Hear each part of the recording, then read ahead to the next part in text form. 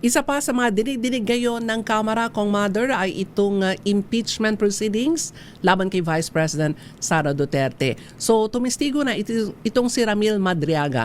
Tingin mo ba ang mga testimonya niya at yung magiging alegasyon ang talagang magiging dahilan para mapanagot itong si VP Sara o meron pang mas matitindi na mga alegasyon at ilalabas diyan sa pagdinig po ng Kamara?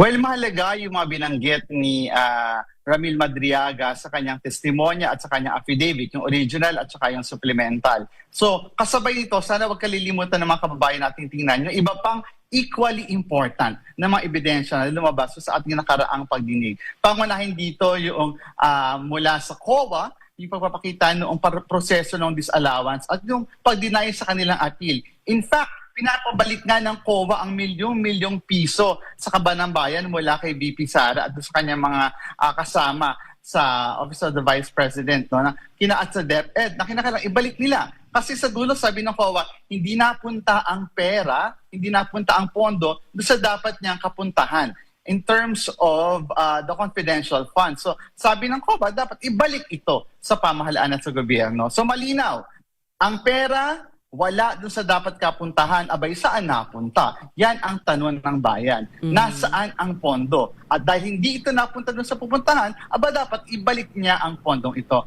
So kasabay nito, mahalagang tanda din ng mga kabayan natin, on top of the COA revelations, nandyan din syempre yung sa NBI.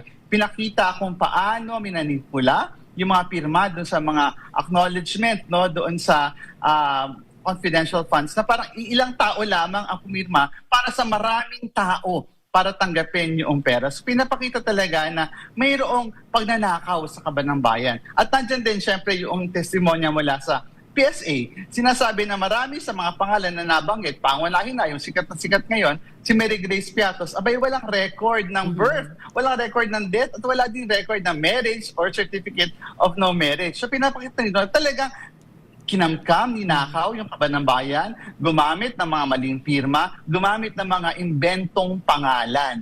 So ganun kakapal ng mukha yung ginawang pagnanakaw sa kaban ng bayan via the confidential funds.